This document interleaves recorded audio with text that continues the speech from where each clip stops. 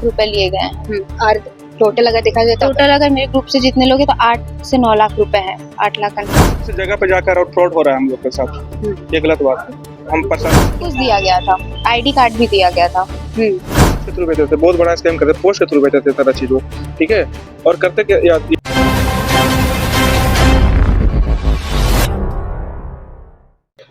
Cyber crime का मामला अब चढ़कर बोलने लगा है। इस वक्त मैं मौजूद हूँ कोतवाली थाना में। आपको बता दें कि सीसीएल में नौकरी दिलाने का वादा करके झांसा में दिया गया है, ठगा गया है। इस वक्त हमारे साथ पीड़िता है जो कि इसको वादा किया गया था कि सीसीएल में नौकरी लग जाएगी, पर सीसीएल में नौकरी तो नहीं लगी, पर जितने भी फर्जी डॉक्यूमेंट्स वगैरह होते हैं, जॉइनिंग लेटर वगैरह दिया गया, साथ ही इंटरव्यू भी लिया गया और इनसे कुछ पैसे भी ठगे गए। हम सीधा जुड़ते हैं, जानते हैं पूरा मामला क्या है।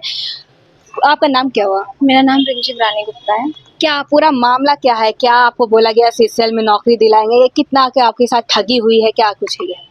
मेरे पापा की दुकान में वो कस्टमर थे, वो आते थे, 3-4 साल से उनका आना जाना था। उसी बीच में वो बात किए थे कि अगर कोई है रिलेटिव या उनका बेटा तो उनकी नौकरी हम सीसीएल में लगवा सकते हैं। उसके बाद पापा ने मेरा ही रेफरेंस उनको दिया था। उसके बाद फिर कुछ डॉक्यूमेंट्स वगैरह वो मेरे से मांगा। उसके बाद सारा कुछ हुआ। उसके बाद उसने क्या किया कि उसने धीरे धीरे करके अमाउंट वगैरह सारा कुछ मांगना स्टार्ट किया। कुछ कैश में पेमेंट लिया जाता था और कुछ ऑनलाइन लेता था। उसके बाद वो उनका कहना था कि मेरे और भी 3-4 रेफरेंस दो अपना, उनका भी हम नौकरी लगवा देंगे। और फर्जी आईडी कार्ड ये सारा चीज़ डॉक्यूमेंट्स बनवा के वो देते थे, जिससे ट्रस्ट बिल्ड होते गया कि नहीं। और उसने इंटरव्यू भी करवाया सीसीएल में। इंटरव्यू आप कहाँ दिए थे? क्या सीसीएल के अंदर? सीसीएल के अंदर। तो क्या आप जब इंटरव्यू के लिए गए तो क्या आपको कुछ डाउट हुआ कि ये ओरिजिनल हो रहा है? जैसे नॉर्मल इंटरव्यू होता है कि करके सबको बुलाया जाता है, उसी तरीके से था। सब कुछ नॉर्मल था, इसलिए शक भी कभी तो नहीं क्या हुआ। कैबिन के अंदर लिया गया या कॉन्फ्रेंस हॉल के अंदर में लिया गया था इंटरव्यू। कॉन्फ्रेंस हॉल के अंदर? तो आपसे कितना का पैसा ठगा गया? मेरे से इंडिविजुअली 2 लाख रुपए लिए गए हैं। और टोटल अगर देखा जाए तो टोटल अगर मेरे ग्रुप से जितने लोग हैं तो 8 से 9 लाख रुपए है। 8 लाख कंफर्म है उसमें। तो आपको कब पता चला कि ये चीजें मतलब फर्जी है? पता तो 15 दिन पहले ही चल गया था हम लोग को कि ये सारा चीज़ फ्रॉड है। जब हम सीसीएल में जाके इंक्वायरी किए थे इंटरव्यू के कुछ दिन के बाद, जब ज्वाइनिंग नहीं हो रहा था, डिले कर रहा था वो, उसके बाद फिर हम लोग उसको पकड़ने के लिए वो हेल्प लिया चीफ भैया का। तो क्या ज्वाइनिंग लेटर भी आपको सब कुछ दिया गया था, आईडी कार्ड भी दिया गया था किस चीज़ से आप हेल्प ले सकती हैं। लेकिन जब वो पता किया गया तो डायरेक्ट बोल दिया गया कि ये मतलब डॉक्यूमेंट सारे ओरिजिनल? हाँ, ओरिजिनल, वो फर्जी था। तो क्या आप चाहते हैं? अभी क्या कुछ हुआ? जैसे कि आप तो कोतवाली थाना है, यहाँ शिकायत किए, तो क्या कुछ अभी उस पर एक्शन लिया जाएगा। केस किया गया है। अब बोला गया है कि वो सारा जितना भी पैसा सबसे लिया है वो रिटर्न करेगा। क्या रिफंड किया जाएगा जी। तो आप ऐसे क्या करते हैं? क्या पढ़ाई करते हैं? अभी तो हम बीबीए ग्रेजुएशन कंप्लीट किया है अपना। जी। आपके साथ भी क्या कहेंगे इस टाइप का जो मामला है? वहाँ पे इंटरव्यू भी ओरिजिनल लिया गया, ये सब कैसे पता चला कि अब ये मतलब चीजें नकली है? क्या कहेंगे? क्योंकि वो मतलब जैसे बोलते ही थे ना, जैसे कि पहले भेजते थे कि ज्वाइन लेटर है ये आपका, तो उसमें पोस्ट के थ्रू भेजते थे, बहुत बड़ा स्कैम करते, पोस्ट के थ्रू भेजते थे सारा चीज वो, ठीक है। और करते क्या ये थे कि जैसे कि वो बोलते थे कि हमको और भी क्लाइंट दो, टाइप ऑफ की और भी किसी को करवाना है जान पहचान का, तो ऐसा दो, बड़ा वो मांग रहे, डिमांड कर रहे हैं, और वो दोगे तभी तुम्हारा जो प्रोसेस है आगे होगा, ठीक है। तो ऐसी वो चैन बनाए हुए थे जैसे।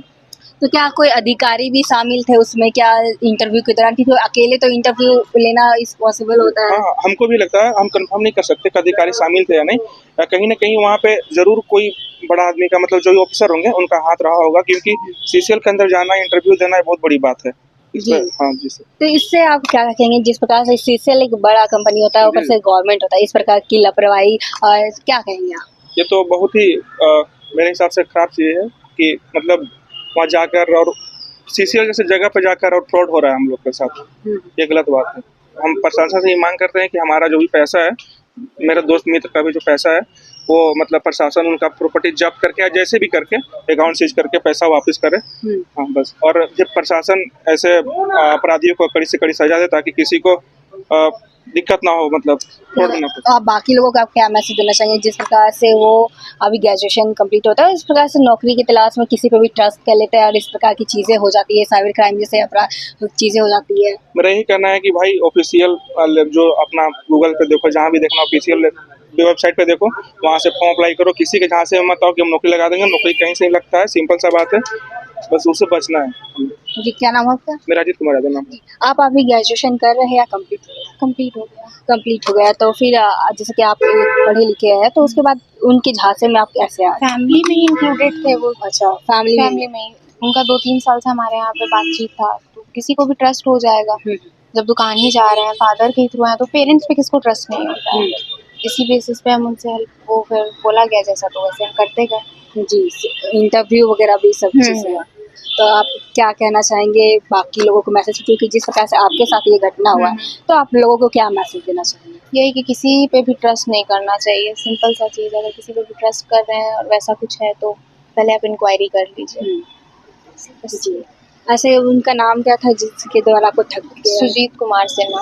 जी, जैसा कि आपने सुना, जिस प्रकार से इनको सीसीएल में नौकरी दिलाने का झांसा देकर इनसे ठगा गया है। साथ ही आपको बता दें, इससे आपको एक प्रेरणा भी मिलती है कि जिस प्रकार से आप अगर पढ़ाई कर रहे हैं तो अपनी पढ़ाई पे फोकस करें, उसके बाद आप अपने मेहनत के दम पे आप नौकरी की तलाश करें, या फिर आप कोई भी जहाँ पे आप नौकरी लेना चाहते हैं तो वेबसाइट जरूर चेक करें, इंक्वायरी करें, उसके बाद करें, नहीं तो आपके साथ भी इस प्रकार की ठगी हो सकती है। और साइबर क्राइम अभी बहुत ही ज़्यादा बढ़ते जा रहे हैं, तो आप भी सब चीज़ों पे फोकस करें और साइबर क्राइम जैसे ठग से बचे, ताकि आपके साथ भी साइबर क्राइम ना हो। अब देखने वाली बात होती है कि आगे क्या होता है, कब इन तक इनको पैसा रिफंड किया जाता है। फिलहाल के लिए इतना ही। ऐसे अपडेट के लिए बने रहे न्यूज़ रांची मिल के साथ। धन्यवाद।